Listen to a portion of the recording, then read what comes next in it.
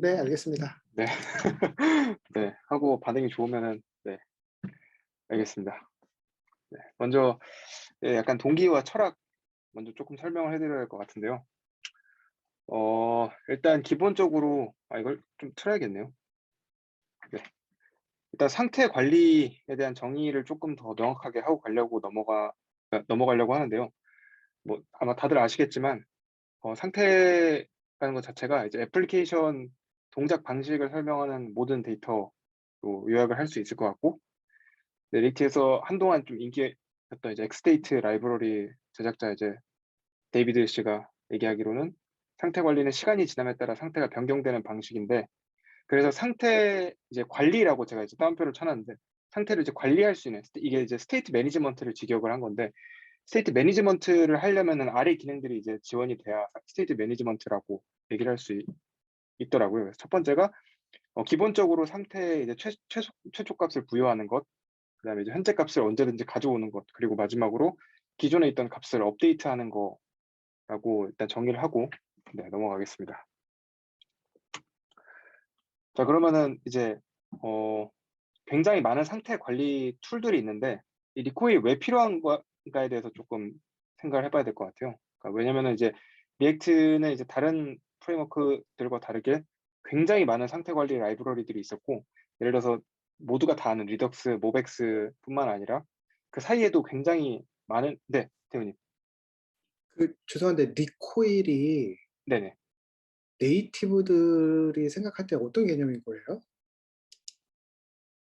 어, 리코일의 그냥 개념 뜻 자체? 사전적인 뜻 자체나 뭐 이런 거, 관용적인 뜻 자체. 잠시만요. 제가 그게 갑자기 생각이 잘 안 나네요. 리코일.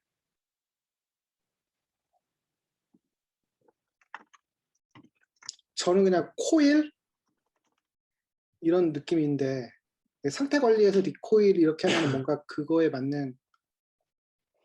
이게 철저한 학습이 아닌가.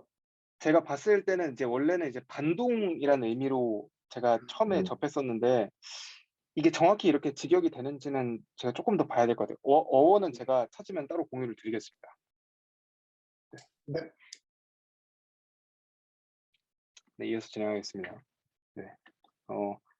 리액트, 그러니까 리코일이 왜 필요한가에 있어서는 일단 리코일이 처음에 이제 다른 상태의 라이브러리랑 다르게 가장 크게 어떤 캐치프레이즈로 가지고 왔던 것 중 하나가 가장 리액트스러운 API를 유지하는 상태 관리 라이브러리라는 점을 좀 많이 꼽았었고요. 그래서 이제 기존의 리액트를 사용해봤던 유저라면은 어떤 특별한 러닝 커브 없이 리코일에 굉장히 간단하게 접근할 수 있다라는 게 큰 장점이었고, 그러면서 동시에 리액트의 이제 기존의 내장 상태 관리 기능들이 갖고 있는 한계점을 좀 극복한다라고 했는데, 제가 이제 기능이라는 단어에 지금 좀 따옴표를 쳐놓은 게, 리액트에 있는 그 어떤 상태 관리라고 하면은 이제 뭐 다들 이제 아시겠지만 그 한계점도 되게 많고, 어떤 상태 관리 툴로서 사용하기에는 좀 굉장히 좀 이슈들이 많아서 좀 다음 장에서 아마 설명을 드릴 것 같은데, 그리고 이제 마지막 항목 같은 경우는 이제 기존의 라이브러리,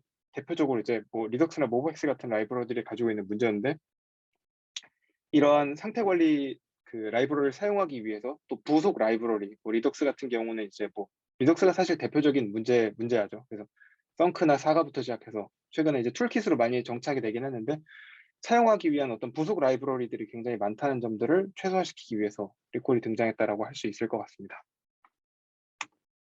네.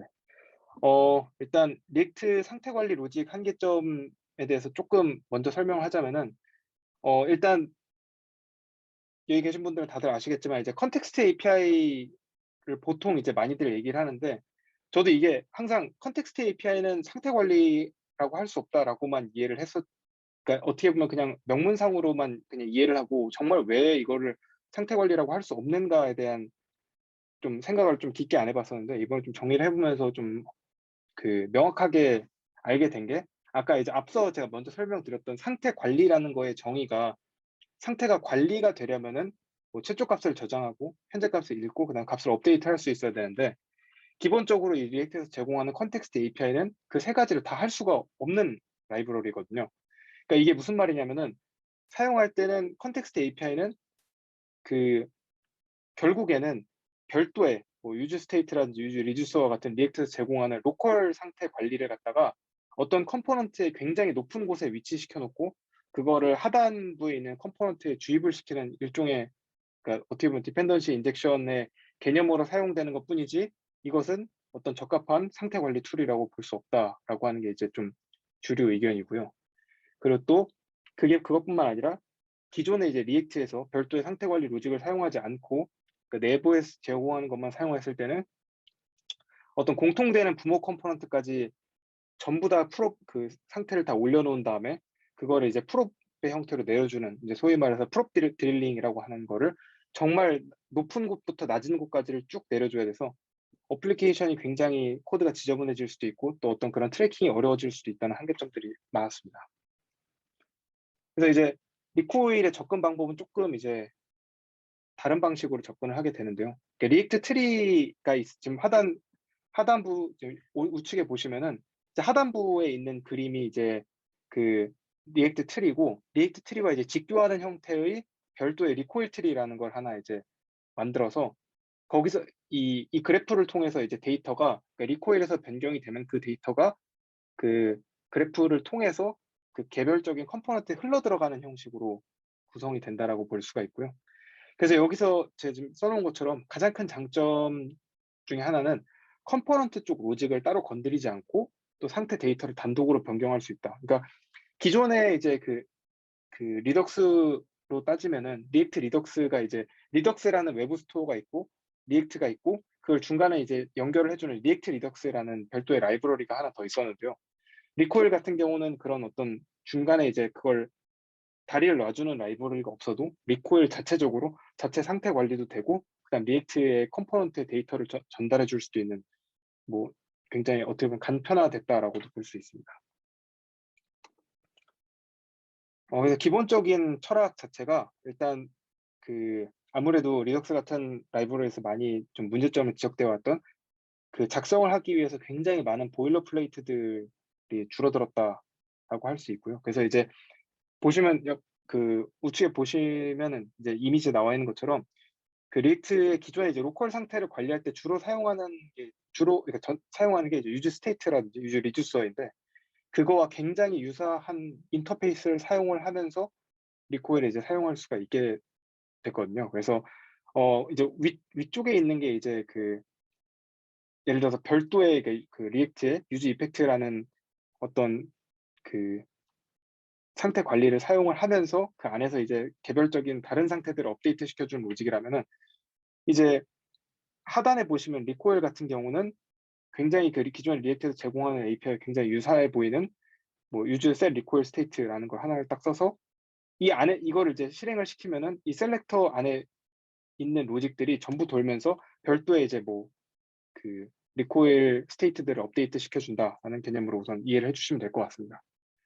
그래서 일단 리액트에서 이제 앞으로 지금 17 버전인데 17 버전에서 더 나아가면 이제 그 정식 출시할 이제 컨커런트 모드랑 호환이 아무래도 페이스북에서 직접 만든 거다 보니까 호환도 되게 잘 되고 그다음에 이제 이런 식으로 코드가 이게 분리되어 있다 보니까 코드 스플리팅에서 굉장히 용이성도 확보가 된다라고 할 수가 있고요. 그 리코일에서 가지고 있는 가장 큰 또 철학 중 하나가 그 파생 데이터라는 개념을 사용을 해서 이제 데이터를 사용하는, 예를 들어서 지금 이건 좀 이따 코드로 제가 따로 보여드릴 건데 예를 들어서 제가 이제 기존의 상태라는 A라는 상태가 있고 B라는 상태가 있는데 A랑 B라는 상태를 동시에 사용을 해서 어떤 C라는 데이터를 만들어 준다라고 했을 때 기존의 뭐 다른 상태 관리 툴 같은 경우는 A를 가져오고 또 B를 가져와서 리액트에서 그걸 또 조합을 해준 다음에 뭐 C라는 데이터에다 저장을 해준다든지 하는 게 이제 기존에 이제 흔히 말하는 리덕스나 이런 걸 사용할 때 주로 방식이었는데 그러다 보니까 굉장히 이제 이 파생 데이터를 사용할 때 어떤 버그가 굉장히 많이 발생한다든지 그러니까 그 바뀐 데이터를 갖다 제대로 업데이트 해주지 않아서 발생하는 이슈들이 굉장히 많은데 리코일은 이제 이거를 이제 셀렉터라는 개념으로 해서 셀렉터는 파생 데이터를 가지고 새로운 데이터를 만든 다음에 그 파생되는 데이터를 만드는 과정에 사용됐던 어떤 아톰이나 다른 셀렉터가 업데이트 되면은 얘도 자연스럽게 자동으로 이제 업데이트가 되는 개념 이루어진다라고 볼 수 있을 것 같습니다. 네, 채팅이 와서 네. 네, 맞습니다. 여기서 이제 관건인 부분인 게 이제 업데이트가 되면은, 그러니까 하나 연결되어 있는, 예를 들어서 3개 정도의 상태가 있으면은 맨 앞에 있는 하나가 업데이트되면 나머지 2개도 자동으로 업데이트되고, 그게 이제 리액트 컴포넌트에 반영이 된다라고 볼 수 있을 것 같습니다. 근데 이제 코어 컨셉을 좀 몇 개 보자면은, 일단 첫 번째로 이제 제시를 하는 게 플렉서블 쉐어드 스테이트, 그러니까 유연하게 상태 관리를 가능하도록 한다. 그리고 두 번째가 이제 파생 데이터, 아까 좀 전에 얘기했던 셀렉터를 이용하여 파생 데이터를 생성하는 것이 다른 여타 라이브러리에 굉장히 용이하다. 그리고 이제 마지막 거는 사실 아직 좀 리코일에서 아직 완벽하게 지원하는 기능까지는 아니긴 한데, 이건 좀 간략하게 좀 설명드리자면, 애플리케이션 단에 이제 상태 옵저빙이라는 게 어떤 전반적인 상태 관리 툴에서 요구되는 어떤 상태, 시계열에 따른 상태의 변화라든지 그런 기록들을 가지고 리코일 자체에서 이걸 옵저빙을 하고 있다가 바뀌는 걸 갖다가 다른 곳에다가 이제 예를 들어 디버거 툴에다가 전달해 준다, 이런 기능들이 굉장히 용이하게 제공이 된다라고 볼 수 있습니다. 그래서 이제 첫 번째로 말씀드렸던 이제 유연한 상태 관리라는 부분이, 이제 지금 이제 우측의 그림을 보시면 이제 리액트에서 컨텍스트 API로 이제 데이터를 전달을 할 때 좀 어떻게 보면은 발생할 수 있는 전형적인 이슈 같은 것 중 하나인데요.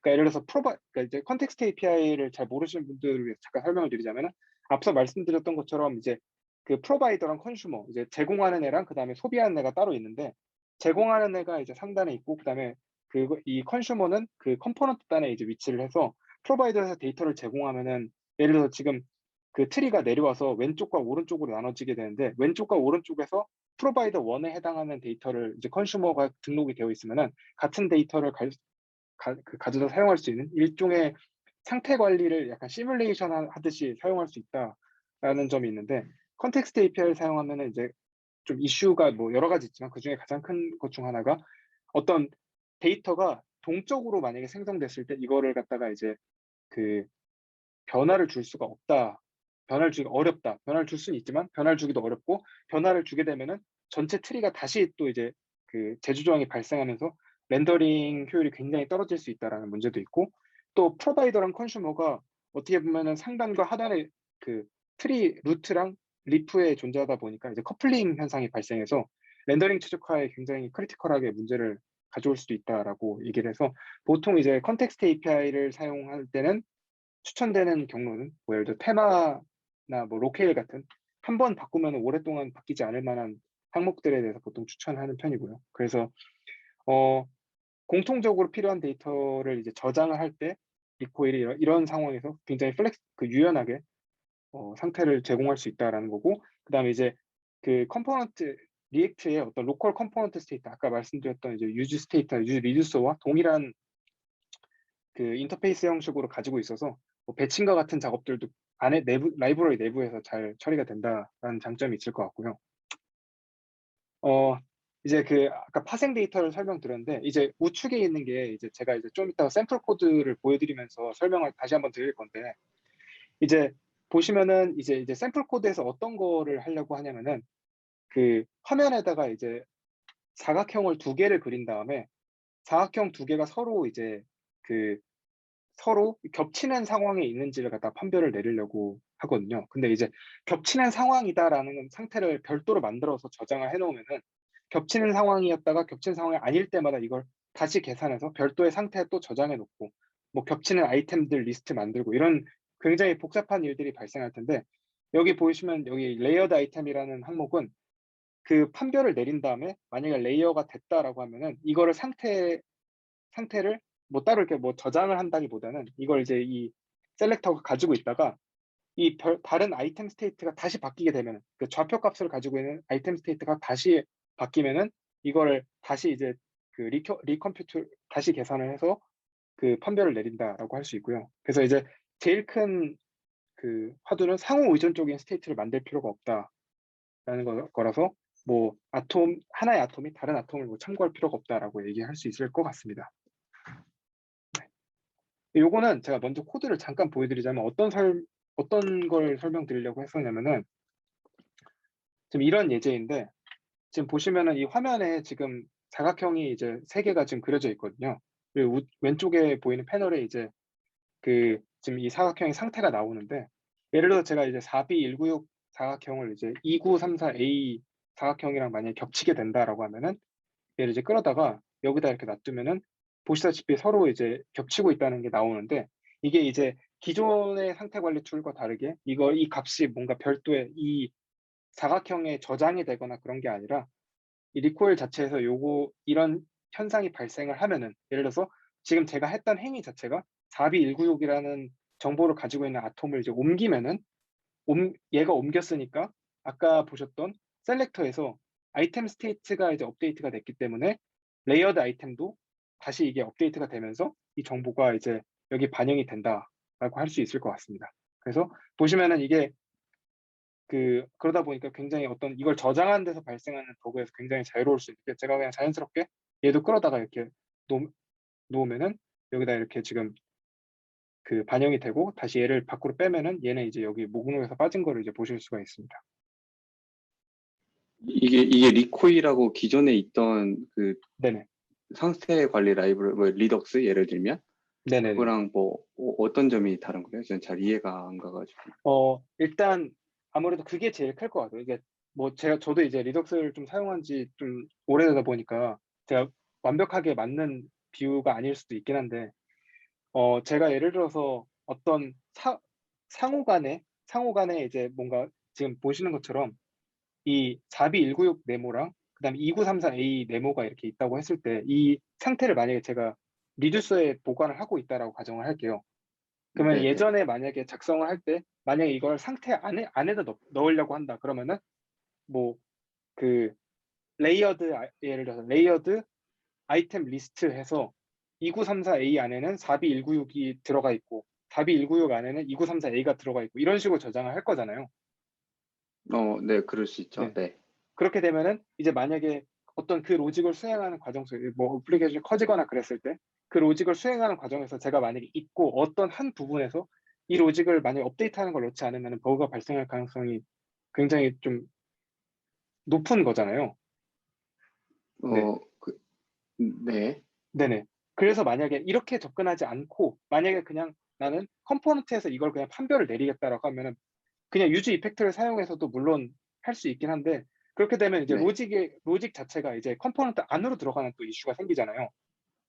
물론 이제 이거를 네. 갖다가 뭐 커스텀 훅으로 뺀다든지 할 수 있지만 그렇게 되면은 컴포넌트가 여러 개 생겼을 때 그 커스텀 훅을 다시 잡아다가 다시 또 각각의 컴포넌트들 안에 넣어준다든지 이런 별도의 작업들이 필요한데 리콜 같은 경우는 그런 과정을 거치지 않고도 셀렉터가 자동으로 디펜던시가 있는 애들을 알아서 업데이트를 해준다. 그래서 리액트 사이드에서는 어떤 이런 거에 대한 고민을 할 필요가 없다라는 장점이 있는 거죠. 네, 네. 이따가 코드 더 보고, 네, 그 네네네. 다음에 또. 근데 네네.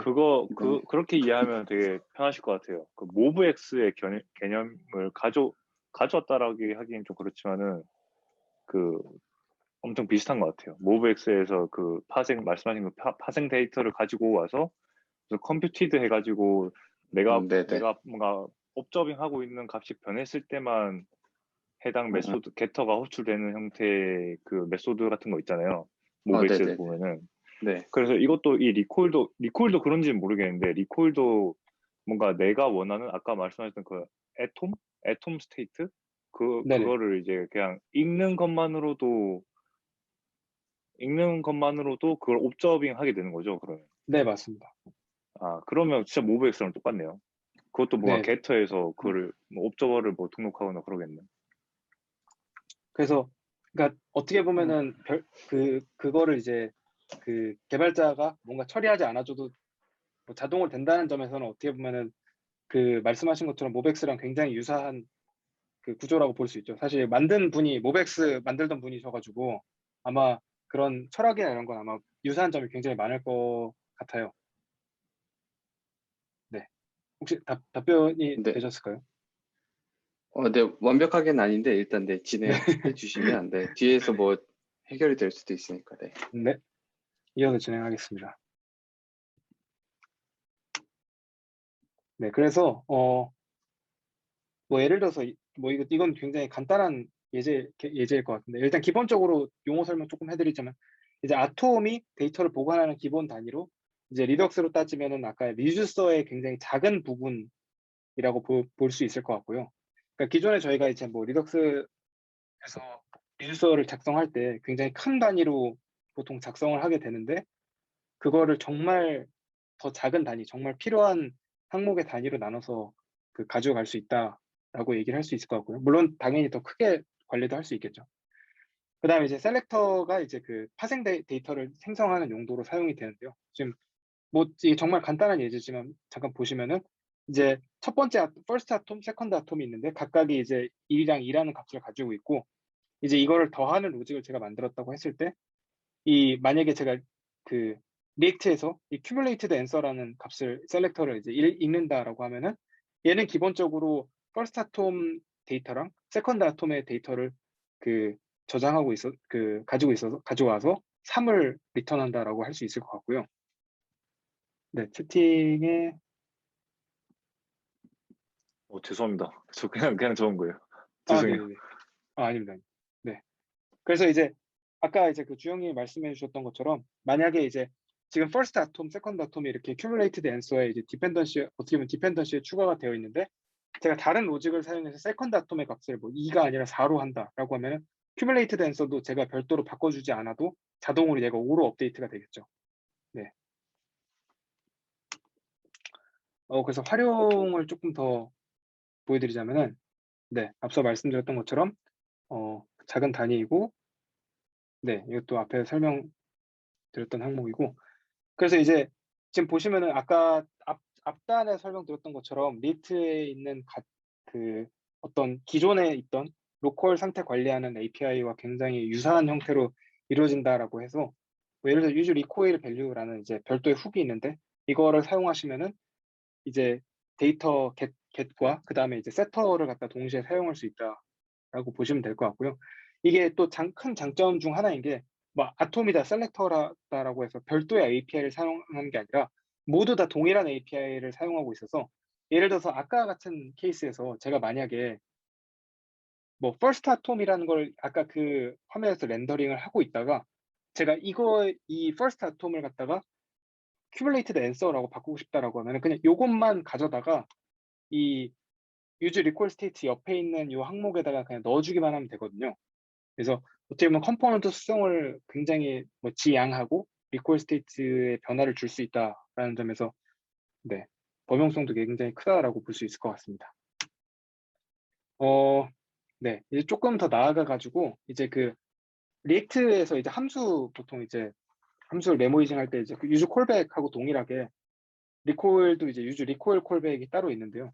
이거 같은 경우는 이제 아까 이제 리콜은 이제 리코일 루트 트리부터 시작해서 리액트 트리와 이제 직교 형태로 이제 컴포넌트로 플로우가 흘러온다라고 했는데 그러다 보니까 이제 기존에 뭐 유즈 콜백을 사용해도 전혀 문제는 없지만 그러다 보면 이제 뭐 디펜던시 어레이도 굉장히 더럽혀지고 이런 문제들이 생길 수 있는데 그렇게 하지 않고도 리코일 자체에서 그냥 스냅샷을 읽어서 스냅샷 안에 있는 값을 가져다가 이제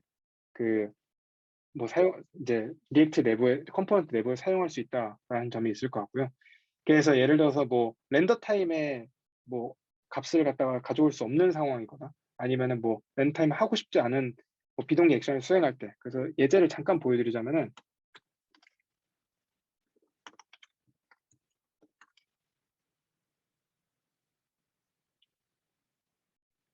예를 들어서 뭐 기존에 제가 이제 뭐 선택된 항목에 이제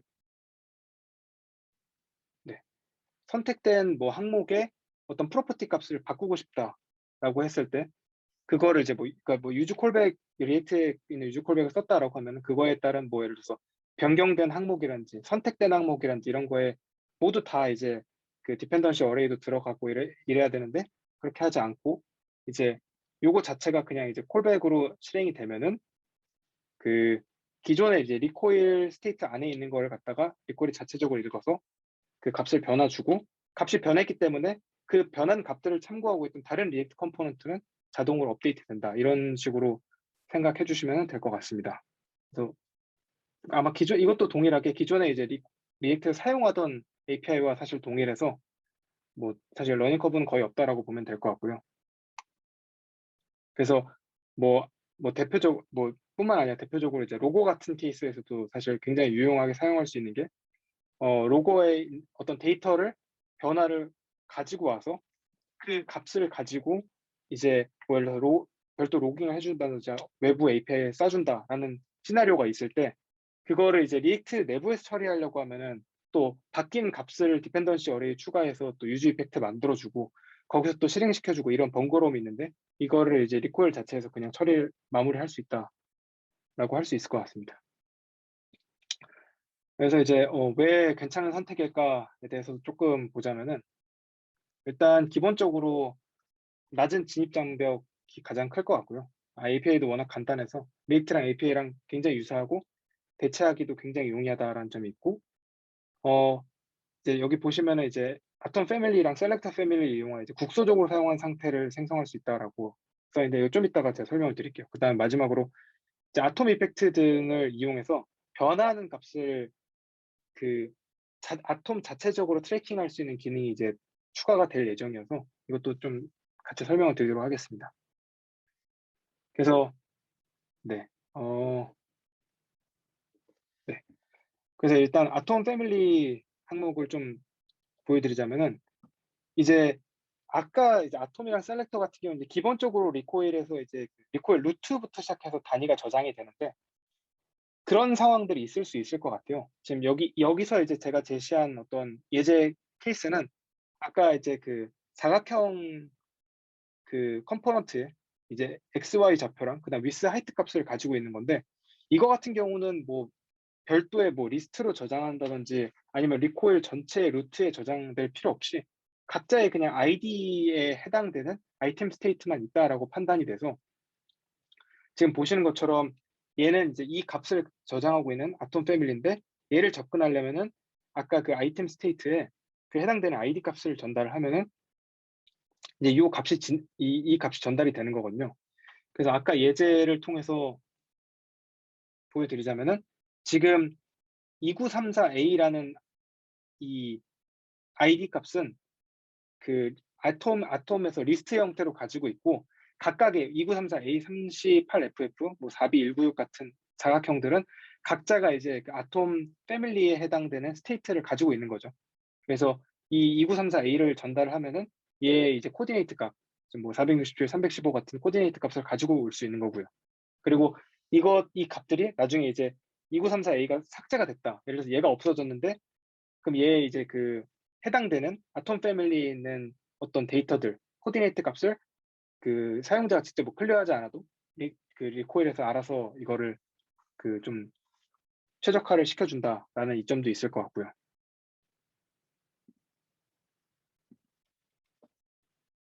네. 제가 그리고 앞에서 하나를 조금 제가 빠뜨렸는데 이제 아톰 이펙트라고 해서 이제 아까 좀 전에 말씀드렸던 것처럼 아톰 자체의 변화를 읽는 코드도 같이 작성을 해줄 수가 있어요. 예를 들어서 이게 리덕스로 말하면은 리듀서가 바뀌면은 그 리듀서가 본인 스스로 바뀌는 값에 대해서 그거 어떤 추가적인 사이드 이펙트를 발생할 수 있는 건데 이거를 어떤 별도의 뭐 미들웨어라든지 그런 로직 없이 간단하게 그냥 코드 한 줄 추가해 주는 것만으로도 작성이 가능한데요. 예를 들어서 이 코드 보시면은 지금 보시면은 이 아이템 스테이트라는 항목 안에 이제 이펙트 이게 지금 아직 실험 API여서 이펙트 언스테이블이라고 있는데 이거를 이제 정의를 해주면은 이제 아톰이 만약에 바뀌었다. 그러니까 이 특정 아톰이 만약에 바뀌게 되면은 이 온셋이 트리거가 되면서 이제 제가 하고 싶은 어떤 액션들을 갖다 얘가 트리거를 해준다라고 볼 수 있거든요. 그래서 이 코드가 들어감으로써 어떤 일이 발생하면 제가 만약에 아까 설명드렸던 이 예제에서 제가 콘솔에서 만약에 4B196을 갖다 이동을 시키면은 이런 식으로 이 우측에 이제 그 좌표가 이제 제가 어떤 별도의 로직을 주거나 그러지 않았음에도 리콜 자체적으로 아톰의 변화를 읽어서 뭐 발생하는 액션들을 갖다 수행할 수 있다라고 볼 수 있을 것 같습니다. 네, 뭐 아직 가야 되는 길 뭐 많아서 일단 아까 좀 전에 보여드렸던 아톰 이펙트 같은 경우도 그렇고 이제 제일 첫 번째 말씀드렸던 이제 애플리케이션 와이드 이제 그 옵저베이션 같은 경우도 여전히 이제 이게 어떤 일을 하는 거냐면은 이제 제가 이제 아톰의 이제 스테이트 값을 이제 변화를 줄 때마다 이제 얘가 이제 리코일에서 스냅샷이라는 거를 촬영을 하는데 그 스냅샷을 가지고 여기 지금 우측에 예제 보이는 것처럼 뭐 예를 들어서 디버깅을 한다든지 아니면 뭐 외부에 로그를 쏜다든지 이런 일들을 할 수 있는데 이거 자체가 아직 지금 뭐 익스페리먼털 API여가지고 뭐 아직 좀 갈 길이 많이 남아 있다라고 할 수 있을 것 같고요.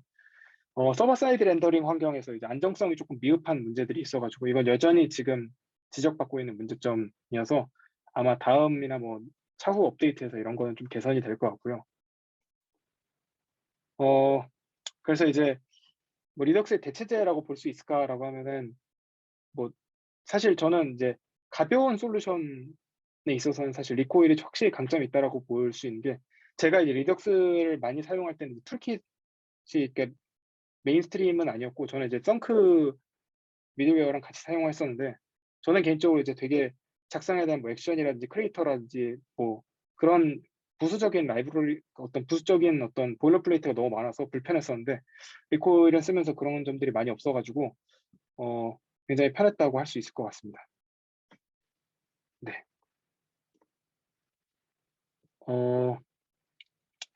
네. 설명드리려는 장표는 여기까지고요. 네. 혹시 궁금하신 점 있으실까요?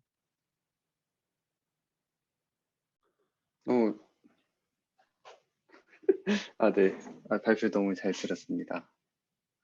그 질문이 한 게 있는데, 네네. 리덕스는 이게 내세웠던 게 이제 액션이 있고, 네네. 뭐 그 리듀서가 업데이트되고, 컴포넌트가 업데이트되고 이런 좀 뭔가 단방향 플로우 그걸 네. 내세웠던 거잖아요. 그래서 네네.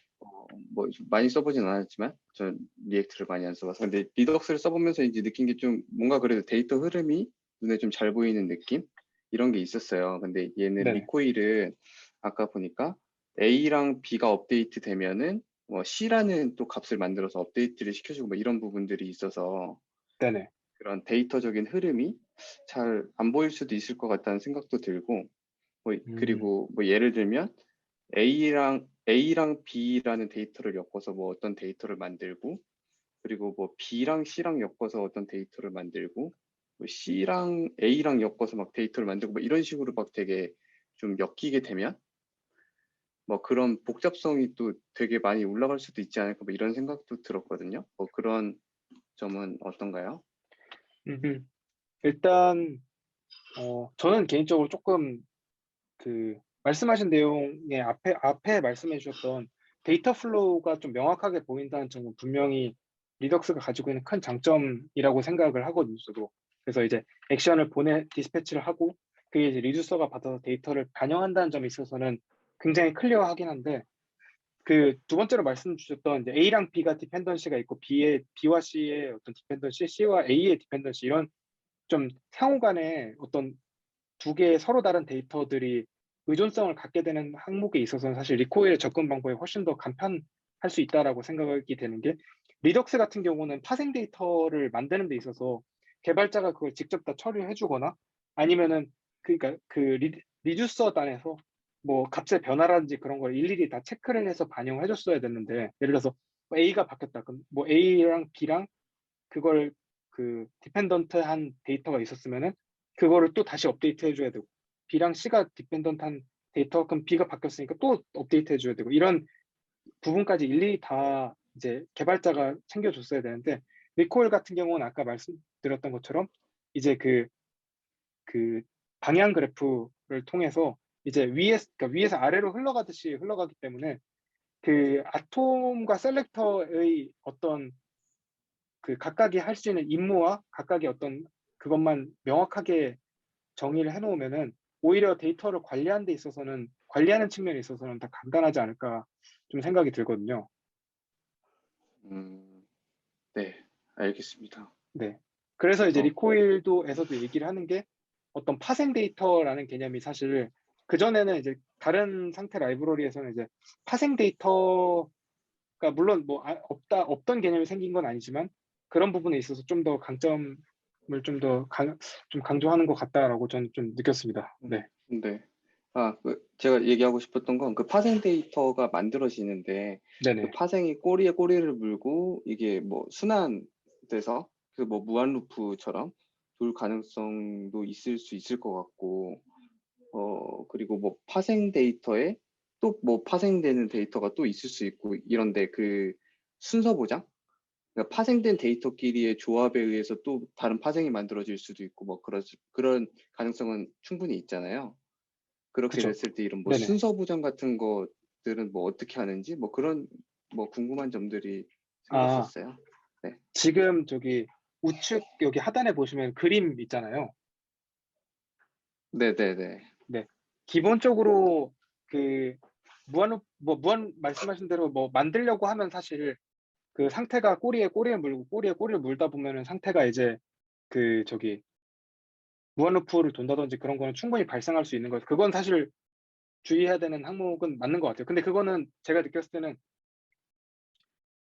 네, 그러니까 정말 리덕스처럼 명확하게 액션 이렇게 이어서 리듀서로 들어가고 이런 그 상황이 아니면은 좀 그런 건 사실 방지하기 어렵지 않을까 싶긴 한데 그게 아니라면은 말씀하신 순서에 대한 이슈는 기본적으로 그 가장 베이스되는 아톰부터 시작해서 그것이 바뀌었을 때 이제 파생 데이터가 바뀌는 거여서 좀 저는 개인적으로 명확하지 않을까라고 생각하는데 사실 저도 좀 시나리오가 이렇게 명확하게 떠오르지는 않네요.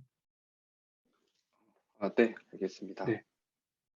혹시 또 제가 그 찾게 되면 따로 또 말씀드리겠습니다.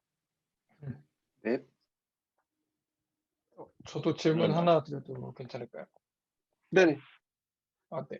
제가 처음에 저 뷰하고 뷰엑스 사용했는데 그 뷰엑스는 플럭스 패턴을 많이 사용해서 제가 좀 옛날에 알아봤었는데 이제 페이스북에서 만든 걸로 알고 있거든요. MVC에서의 문제점과 그다음에 그래서 플럭스 단방향으로서의 해결이었는데 그러면은 아까 약간 발표 들어보니까 약간 다시 MVC로 살짝 돌아가는 느낌 같아서 그러면 페이스북에서는 결국엔 MVC 패턴에서 약간 아까 코나님께서 말씀해 주셨던 것도 비슷한 거잖아요. 결국에는 반방향의 액션과 뮤테이션이 있는 게 아니라 서로 엮이게 됐을 경우의 문제를 페이스북에서 그거를 문제로 삼아서 플럭스 패턴을 만들고 그걸로 여러 상태 관리 툴들이 나왔는데 다시 예전으로 돌아가려고 한다고 하면은 앞에 있는 게 다시 해결이 됐었어야지 갈 텐데 어떤 방식으로 해결을 했는지가 조금 궁금해요.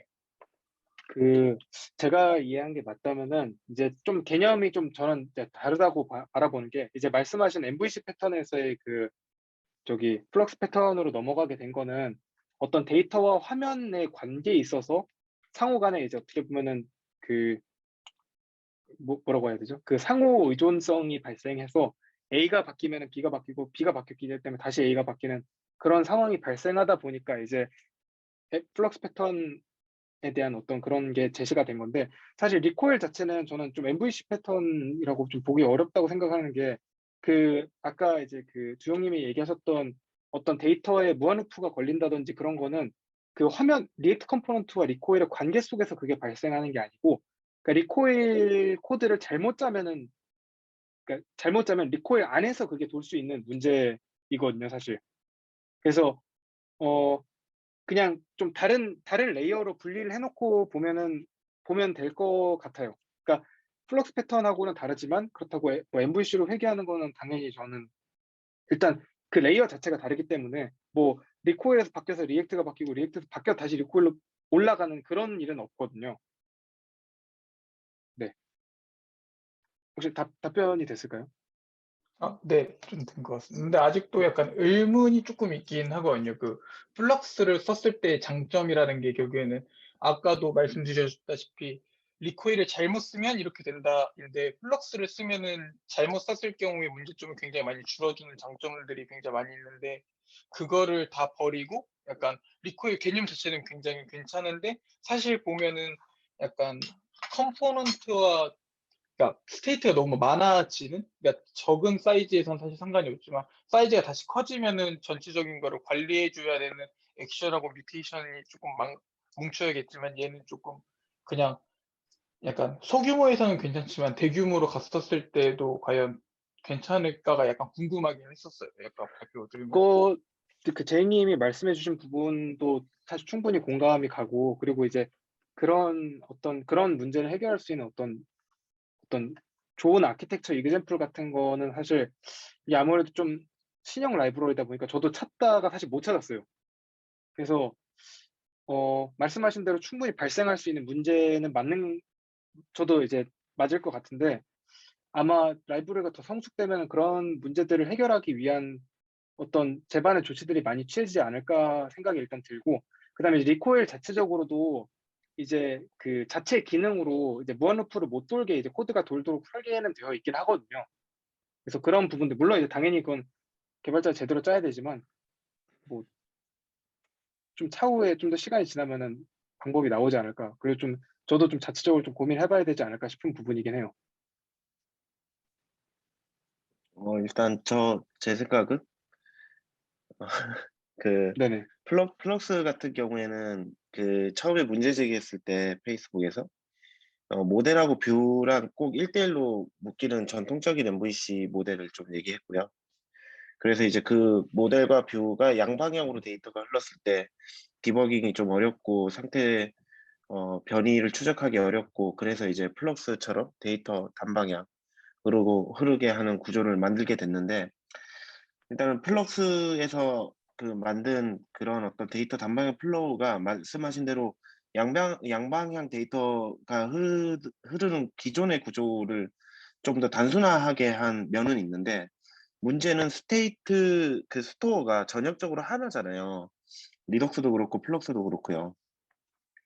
그래서 이제 각 스테이트의 경계를 좀 나누기 어렵고, 그리고 이제 되게 국소적이고 어떤 특정 컴포넌트를 위한 스테이트가 글로벌한 어떤 그 스토어 내부 구조에 들어가게 되면서 좀 이제 상태전이나 이런 것들을 설계하기가 되게 어렵고 해가지고 이제 다양한 또 다른 그 접근 방식이 나왔다고 저는 생각을 하거든요. 근데 최근에 저는 그 리덕스도 사용하지 않고 그냥 컨텍스트 API랑 유즈 그 훅스만 이용해가지고 애플리케이션을 최근에 만들어 보는 것들을 꽤 했어요. 근데 그랬을 때 꽤 저는 괜찮게 그 어떤 데이터 상태 전이 모델을 만들 수 있었거든요. 근데 리코일을 보니까 리코일은 그 약간 그 훅스를 최대한 활용해서 훅스 구조 내에서 어떤 상태를 좀 더 편하게 관리하고 편하게 선언하고 그런 어떤 구조를 좀 만들어 준 것 같아요. 그래서 만약에 리덕스를 쓰지 않고 이제 훅스만을 이용해서 컨텍스트 API와 훅스만을 이용해서 리액트 API를 만들겠다라고 했을 때 리코일을 조금 고려해 볼 수 있지 않을까라는 첫인상을 저는 개인적으로 받았습니다. 여기까지입니다.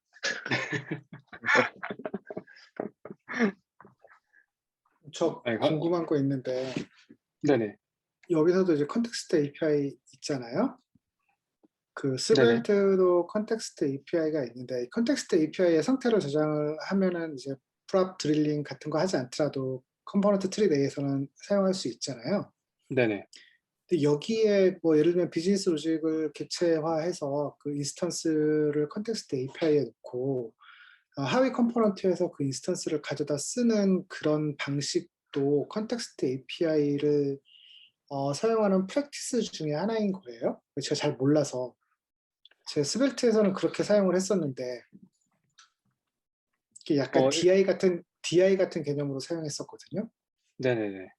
그러니까 리액트도 사실 어떻게 보면은 그 컨텍스트 API 자체는 그냥 이제 프롭을 전달해주기 위한 그냥 매개체인 거고, 그 말씀하신 것처럼 인스턴스를 저장해서 그 안에 이제 인스턴스에 대한 뭔가 변경이라든지 값을 가져오는 로직이 들어가면은 그게 이제 상태 관리 역할을 해주는 거라서, 사실 말씀하신 스벨트의 케이스와 어떻게 보면 유사하게 구성이 가능하긴 한데, 아까 그 앞에 장표에서 제가 말씀드렸던 것처럼 어떤 이슈들이 있냐면은, 일단 기본적으로 컨텍스트를 사용하기 위해서 어플리케이션 최상단과 그 다음에 이제 리프 노드가 이제 어떻게 보면 연결이 돼야 되는, 그러니까 커플링 현상이 발생해서 뭐 작은 어플리케이션, 사실 저도 이제 이전 회사에서는 그 제작을 할 때 컨텍스트 API로 이제 그 형태로 만들어서 이제 상태 관리 툴처럼 사용했었는데, 어플리케이션이 좀 작고 그럴 때는 사실 큰 문제, 사실 작지 않아도 저는 큰 문제는 없다라고는 생각을 해요. 근데 이제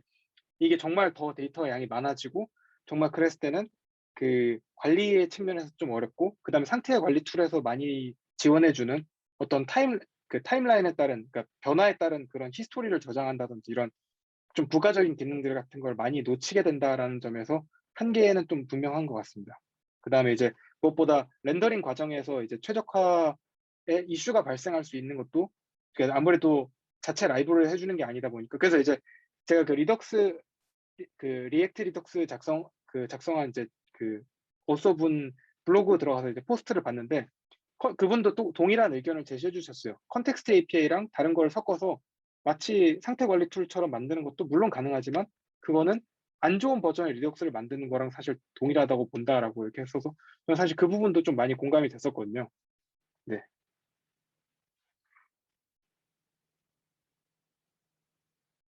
네. 혹시 또 그 질문 있으신 분 있으실까요? 네, 저는 발표 들으면서 그리고 옆에 이제 노트북 켜놓고 리콜 공식 가이드 문서 간단하게 살펴보면서 발표 들었는데, 전반적으로 좀 그 훅스 친화적으로 전반적으로 설계를 해놔가지고 좀 최신의 어떤 접근법에 어울리는 그런 모던함이 느껴지긴 해요. 그래서 한번 같이 기회가 된다면 어떤 사이드 프로젝트라도 해와가지고 리콜로 좀 상태 관리를 좀 해보면 더 좋은 프랙티스를 만들어 볼 수 있지 않을까 싶긴 하네요. 그래서 저는 되게 좋아 보입니다. 감사합니다. 네. 네. 네. 혹시 따로 또 궁금하신 점 없으시면은, 네, 오늘 생각보다 시간이 많이 흘렀는데 오늘, 네, 발표는 여기서 마무리 짓도록 하겠습니다. 네. 부족한 발표 들어주셔서 감사합니다. 네. 네, 잘 수고하셨습니다. 들었습니다. 네. 혹시 또 보시다가 또 궁금하신 거 있으시면은 언제든지 말씀해 주세요. 네. 네, 그럼 오늘 회의 수고하셨습니다. 마무리 짓겠습니다. 네. 감사합니다. 수고하셨습니다. 안녕하세요.